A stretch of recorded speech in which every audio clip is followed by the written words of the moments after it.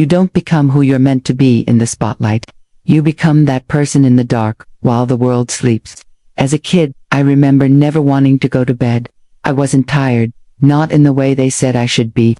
While the lights dimmed, and the world quieted down, something in me lit up, a curiosity, the same curiosity I think most of us dealt with, that feeling that life didn't just stop because it got dark, that something was still happening, and I didn't want to miss it. I'd stare at the ceiling, ears tuned to the hum of the world outside, every creak of the floorboards, every whisper of wind through the trees, just reminded me that things were happening, things were moving, that life was going on all around me. What if a new idea floated by in the night? What if an adventure passed me while I slept? What if the thing I was meant to see, or become, only showed up once the world stopped watching? And so, for as long as I could, I stayed up, not out of rebellion, but because I felt like I was reaching for something no one else could see. I think even as kids, we understand that some people dream with their eyes closed, while others dream with them open. And so, while the world slept, I stayed awake. But then, some time passes, we grow up. Somewhere along the way, the magic they told you to chase becomes the very thing they urge you to forget. You trade wonder for a resume. You forfeit imagination for a schedule. You're taught that fitting in is wisdom, and dreaming beyond the blueprint is foolish. There's no utility for it, they say. And just like that, the same world that once read you bedtime stories now hands you a manual titled, "This is how it's done." I think a lot of us come to accept it. We close our eyes without question. We fall asleep in the middle of our own lives, living by default, drifting through job after job that we hate, numbing the ache with distraction, mistaking comfort for meaning. For a while, I even went down that road. But eventually, I couldn't unsee what I knew as a child. I couldn't pretend the fire inside me wasn't real. And so I walked away, not because I was lost, but because I knew exactly what I was after. The next chapter was locking myself in rooms surrounded by notebooks, silence, laptops, and stubborn hope. I wrote, I reworked, I tore it down and built it again and again. I dreamt with calloused hands and tired eyes. Not for applause, believe it or not, there was none. Not for validation, there's very little of that as well. But because I refused to die with someone else's version of life in my chest. They told me to settle, to follow the rules, to make peace with good enough, that I was busy making war with mediocrity. So while the world slept, I stayed awake. What they don't tell you is that growth doesn't come once. It comes in cycles, sometimes loud, abrupt, fast-paced, other times quiet, empty, and barren. And every time you think you've arrived, life has this beautiful way of humbling you, of tearing you down just enough to rebuild something better. These are the seasons that feel like spring, hopeful, expansive, full of momentum. But it's the winters, it's the moments where nothing makes sense, where your progress feels like it's vanished, where your identity starts to slip through your fingers. I've lived both. I've stood on mountaintops and felt unstoppable. I've also curled up in the valley, wondering if I had anything left. But that's the beauty of this life. We're not meant to stay the same. We're meant to be broken open, reshaped by hardship, made wiser by failure. And when those dark seasons arrive, when the warmth fades and the questions return, most people go back to sleep. They wait for the storm to pass. They close their eyes and hope the world makes decisions for them. But I made that promise to myself, to never outsource my future to chance, to never drift through another season waiting to be saved. And so I picked up the pen again.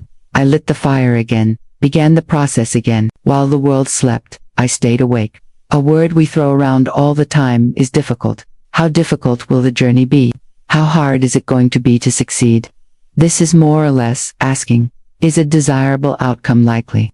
We're asking if it's worth our time, right? If something's difficult, we associate that with a low probability of success. But that's not the right way of looking at it. If you want something enough, difficult becomes your best friend. It's your greatest asset. This is true because of the growth that comes with it, but also because very few people are willing to chase it down. The reality is, most people are average, and that's just looking at the definition of the word, right? If everyone was great, greatness wouldn't mean anything. There's something special about it. It's unique. It sets people apart. We generally live amongst people, places, and expectations that make up everything we know. That's our normal. That's our box. But what's particularly interesting is that the people we celebrate, the accomplishments we admire, they go far beyond this sort of confined view of the world. So, where is the line? Something weird is looked down upon, until suddenly, it's not. You snap your fingers, and it's cherished. That guitar player practicing 15 hours a day is lame. They don't have a real job. They're not contributing anything to society. And then he or she puts out an album that revolutionizes music, and they're a hero. The whole thought process is counterintuitive. And that's why the words difficult and great are so closely related. Not because it's physically stressful, but because greatness comes with a hefty mental price tag. Difficult means you are consistently doing what the average, normal, and unspectacular deem to be too great a sacrifice. They're not asking if it can be done. They're not asking if it's possible. What they are really asking is if they have to break through everyday normality to achieve a result. Do we have to make ourselves uncomfortable? Do we have to give more than we normally would? Do we have to be better than we were yesterday? If that answer is yes, the vast majority say, thank you, but no thank you. And that's where defining opportunities open up. Great means you had the desire to set yourself apart. Difficult means you had the dedication and the drive to do the little things no one else wanted to do. There is nothing miraculous about greatness. It is not divine. It is not incredible. It's simply seeing the word difficult as a staircase instead of a brick wall. It means you get the opportunity to both give more of yourself and get more from the world. It is your secret door, your passageway. If the incremental progress, the growth, and the sacrifice are worth the price, easy, difficult, and everything in between fades away. The only thing worth a second of your time is making sure that every step you take points you in the direction of where you want to be most. Sometimes what you don't do is more powerful than what you do. Sometimes the answer is not the home run or some lifetime achievement award. No. Sometimes the answer is simply hanging on, realizing that the yeses are important, but they're nothing compared to the nos. No to the faint whispering that you can't. No to the feelings of inadequacy. And no to the reflection staring back at you that just feels ordinary. Is that feeling, it's wrong. And what this means, as I was once told, is that success is not always the spectacular. Sometimes, it is simply hanging on when others would let go, when the world would hear that same faint whisper and bow down, because we all hear it. Life is not a movie. There is no fixed ending. And where there are unknowns, there is fear. That's not rocket science. Unknowns equal fear. But if I may, let me explain something. Because where there is fear, there is also something else. And that something is opportunity. Like a curtain that must be pulled back, an ocean that must be crossed, or a toll that must be paid. While you dance to melodies of songs unwritten, and are led by the characters and stories untold, this is not a game of the miraculous. This is a game of self-belief. A game of not personalizing the people that are going to let you down. The days that will bring you to your knees. It's not feeling inadequate when you swing and miss, because you will, and I hope you do. I hope you do because each swing makes you stronger, and each loss makes it easier. Easier to say no to that ship that wants to bring you right back to the port you left from. How comfortable, how safe, how secure it would be. But just like fear and opportunity are one and the same, so are safety and regret. A concession, a wolf in sheep's clothing. And they are a lot of things, but they are not you. So forget about the grandiose. The magic is not in the moon. It's in the staircase that takes you there. Each step, each battle, each time you fall, smile to yourself and carry on. Because the difference between average and exceptional is the ability to make a single decision, the decision to hold on, to stand firm when the people around you turn back, to believe in your foundation when the walls close in. It's running a race with eyes fixated on each step. Not on the finish line. No, the finish line doesn't do anything but distract. It reminds you of the road to be traveled. Your job is not to make a finish line appear. It is to say yes to the step in front of you and no to everything else. See, anyone can take one step. Anyone can progress 1 foot. Races, journeys, life, is simply a culmination of those steps, a culmination of little decisions to not let go. So when your arms shake and the voice in your head screams, when your thoughts beg you to stop and your mind starts to rationalize the possibility of surrender, remember that big things are broken into little things. Minutes are merely seconds. Mountains are merely rocks. And success is simply hanging on when others would be letting go. There's a saying that will always be true. It will be true on your best days and your worst. It will be true after victory, and it will be true after defeat. It will be true when you have momentum, and it'll be true when you're down on your luck. Doing everything in your power to create momentum. That saying is, your future begins now. Hey, on the surface it might not seem like much. Sure, my future starts now. I know that. Everyone knows that. Well, if that's true, if everyone does in fact know that, why do we spend so much time stuck, reliving our past, unable to break free? Why do we remain terrified to change? Why do we feel such a connection to who we were, how others saw us? Why must we remain loyal to the character we've been playing in our mental autobiographies? See, here's the thing about the past and the future. One is fixed, can't be changed, and the other, well, it's waiting for you to tell it what it is. One is expired time. One is plans to be determined. And it's interesting how we continue to conflate the two. Epictetus has said that the more things we value outside of our control, the less control we have. Well, I'm going to be the messenger here, relaying the precious truth that yesterday is, in fact, out of our control. What can be controlled is where we go from here, the next step. Meaning, today is not your failures. It's where you take those lessons. It's not your mistakes, but it's what the stronger you can now endure because of them.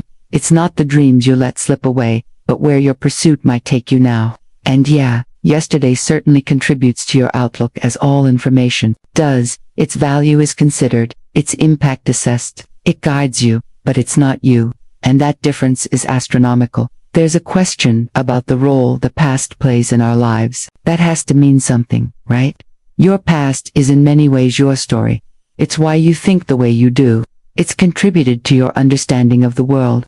It will always be a part of you. And I believe that. But I also believe the past is a story. And just like reading one chapter in a book simply sets the stage for the next one, without controlling its direction, so does every day that has led you up to now. Life gives us the tools to experience, to grow, to learn, and then shed that which does not coincide with what's important. Your failures are not you, but they are precious and that they push you towards what you'd like to be. See, you can experience something and not be that thing. As Kierkegaard says, if you label me, you negate me. If you proclaim me to be X, you're essentially stealing from me the infinite possibility that is the future. Yesterday has nothing to do with what I can become. And so, taking it a step further, never mind being labeled by someone else. How could you label yourself and see it as anything but self-sabotage?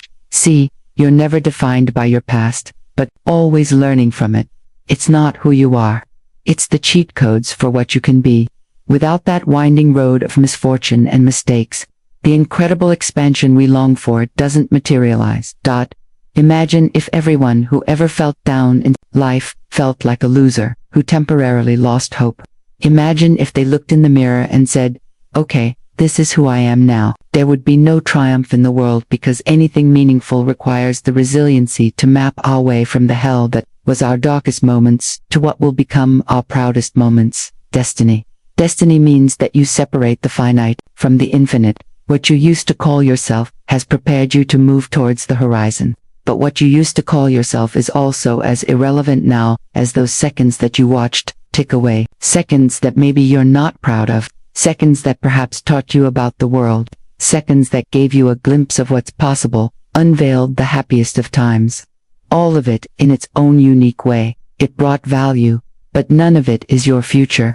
Why? Because back to that beautiful, all-powerful sentence, your future begins now. Your destiny is awaiting its marching orders, and all you have to decide as you stand today is where that ship will sail. When the ground beneath us shakes, we crave stability. When the heavens open up and rain pours down, we run for shelter. When life presents us with vagueness, with flashes of possibility, we long for mastery. It's more instinct than anything else. But could it be that that instinct that we run to like moths to a flame is leading us astray, that it doesn't have our best interests at heart?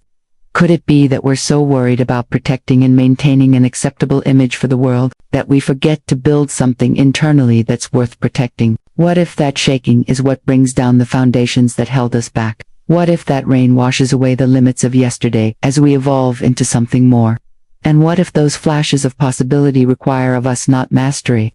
No, not yet, but a willingness to be the fool, And what if that willingness isn't an unfortunate dead end, but a beginning?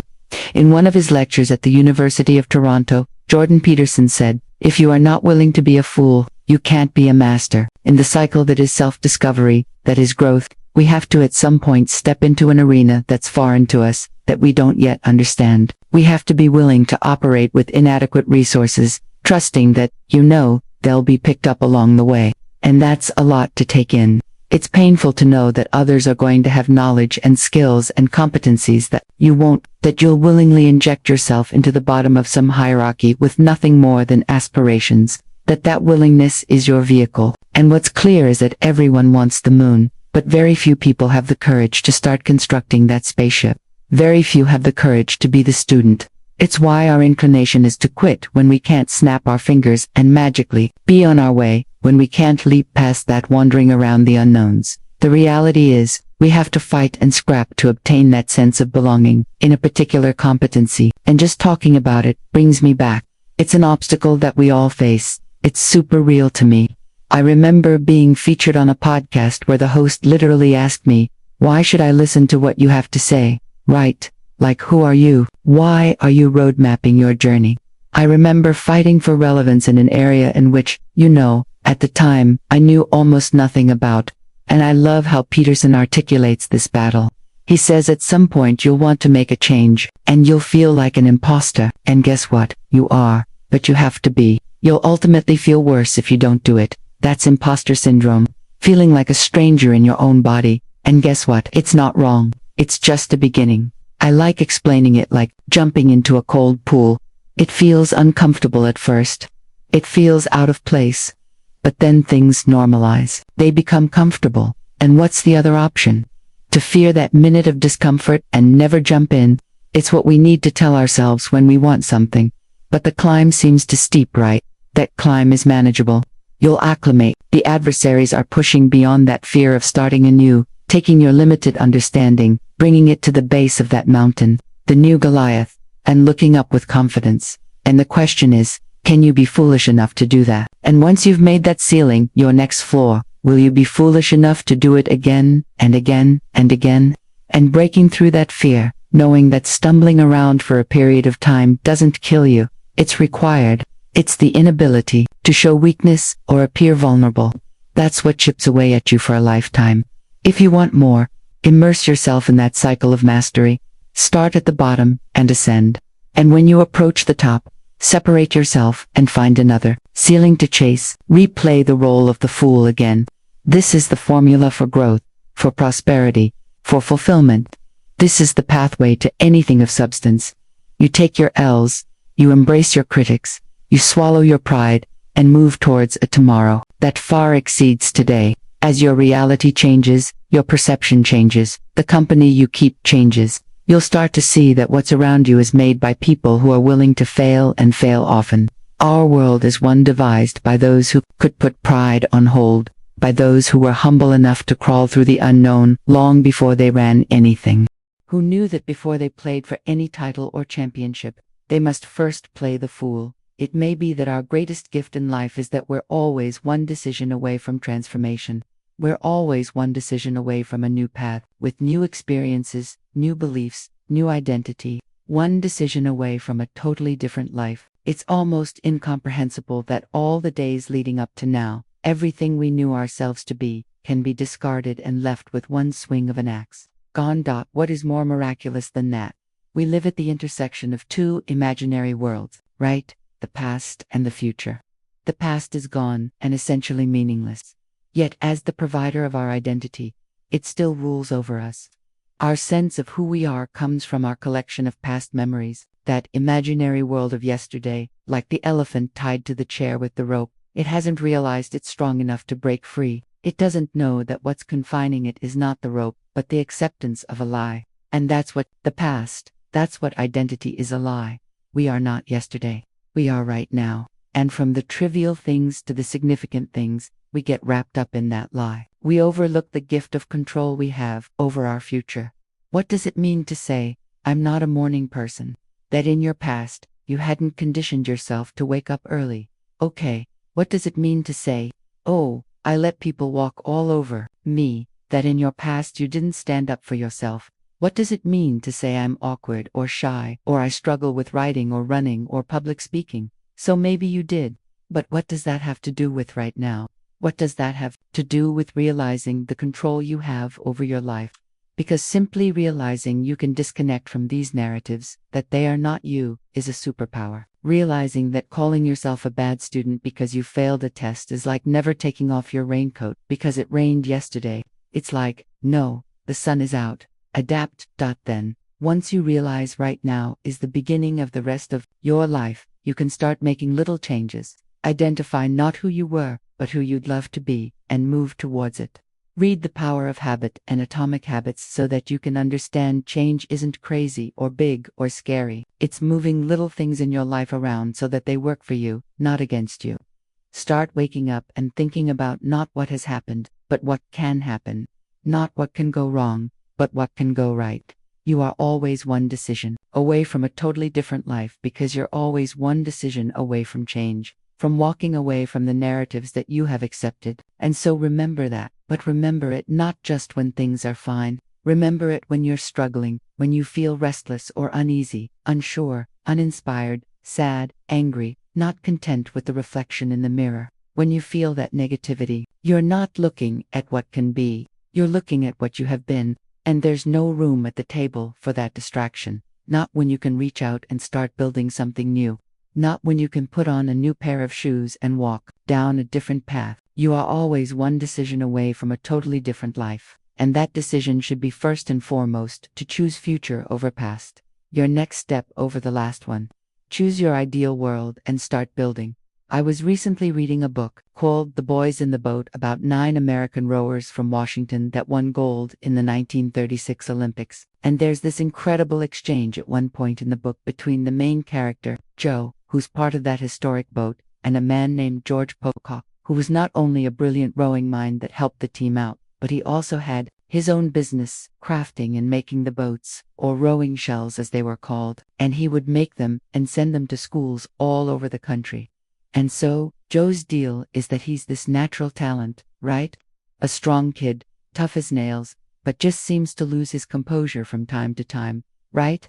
When he's in the boat, there are these moments of jaw-dropping excellence, unprecedented speed across the water, and then there are moments when he loses his focus, and the boat sort of follows suit, right? They're inconsistent. And so George Pocock, being the rowing expert that he is, made a commitment to see if he could help Joe figure that out, right? The mental game. So he calls Joe into his shop, and he starts showing him how he puts together these highly coveted boats, showing him the tools and the pieces and how it's nothing short of an art. He has sort of this divine respect for his craft, and at one point, he pulls out a cedar plank that he'll be using to make one of the boats, and he points to the growth rings in the wood, mentioning that they tell the story of the tree's 2,000-year life.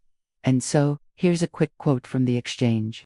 He says, "Their thickness and thinness spoke of hard years of bitter struggle, intermittent, with rich years of sudden growth. The different colors spoke of various soils and minerals that the tree's roots had encountered, some harsh and stunting, some rich and nourishing. Flaws and irregularities told how the tree endured fires and lightning strikes, windstorms and infestations, and yet continued to grow, almost as if there was something sacred about it. The wood taught us about survival, about overcoming difficulty, about prevailing over adversity, but it also taught something about the underlying reason for surviving in the first place, something about infinite beauty, underlying grace, about things larger and greater than ourselves, about the reasons we are all here." I paused after reading that and thought for a minute or two. What is it about those rowers crossing the finish line after giving everything they have that touches us so deeply?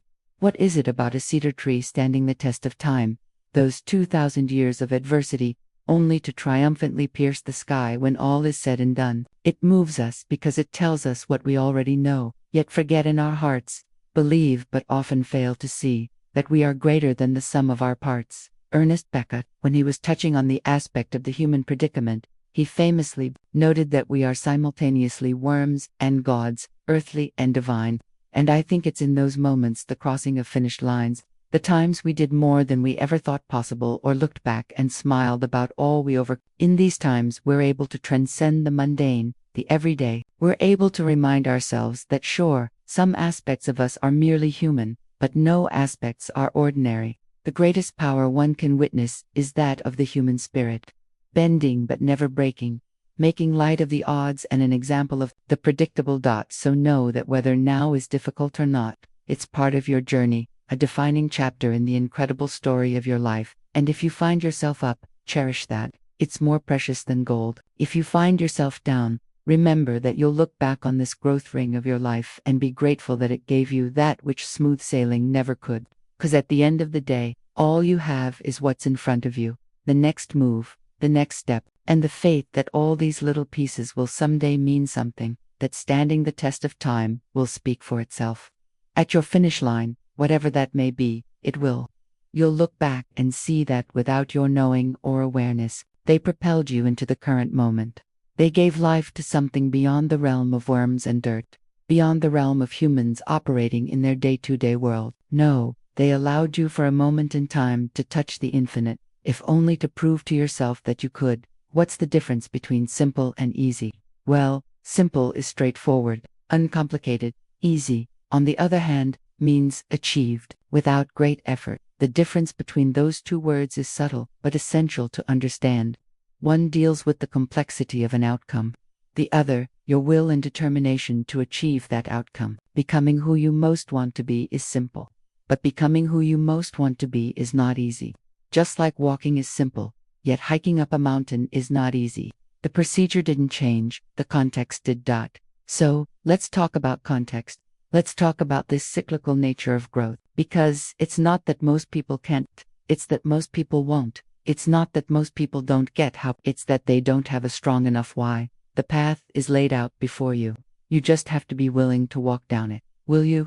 Step 1. Realize there's more out there. It's not that what you're doing now isn't amazing. It's just that yesterday's act of courage is now today's status quo.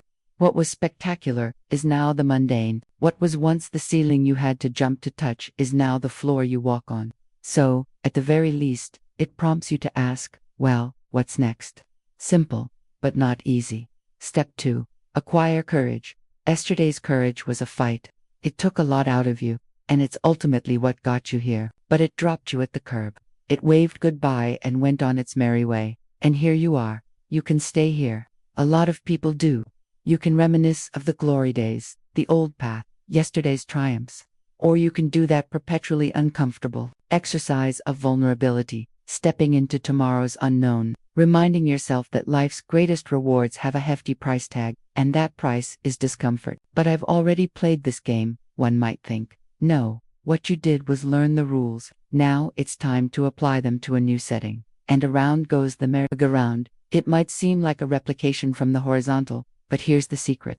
You can't see the vertical. You have yet to look down and see your ascent, see what you're becoming. Just by staying on, holding tight, just by believing in yourself enough to begin again, you are fanning those tiny flames of courage in your soul that wait to be spread like a wildfire. Simple, but not easy. Step 3. Embrace mistakes now. Of course, it's not the mistakes themselves you fear. It's what you think those mistakes will mean. Ridicule, embarrassment, lack of direction or identity, losing what you have. But here's the catch. When you realize the upside is greater than the downside, you liberate yourself. When you realize there's more to gain than to lose, your potential for greatness is born. How does one act on this? Mistakes. By making mistakes. By injecting yourself into the turbulence of progress. Our biology has not yet learned that the uncomfortable thing is the right thing. And that's why you get resistance. That's why it hurts. And it's why few people will accomplish what you will. When it comes to your climb, every day is opposite day. When they run out, you're running in. When they play safe, you play for the victory. To become who you might be, you must learn how to get there. Mistakes are your curriculum. Simple, but not easy. Step 4. Trust yourself. Okay, sure, no problem. Easy. Well, yeah, it's easy when you're getting what you want. But evolution takes time. And there's nothing quite like giving and giving and giving and not getting. There's nothing quite like stepping up to the plate again and again and again, bringing no runners home. So, how does one find the strength to continue walking up to the batter's box? Well, growth is exponential, and those swings and misses matter. The infield singles matter. Everything matters because it's all chiseling your future self out of stone. Nothing is dependent on the next at-bat as much as all at-bats in the aggregate. It's why success is so often considered to be sheer will dependent, not on the home run but on the discipline, the self-belief to keep walking up to the plate. Repetition and adjustment, repeat and refine, repeat, refine. Those are the materials from which all things are made. Simple, but not easy. Step 5. Celebrate and adjust. Then we have the finale, the ending. At some point, you'll be able to look over your shoulder and notice something that perhaps you hadn't before. Space. Space between where you are and where you started.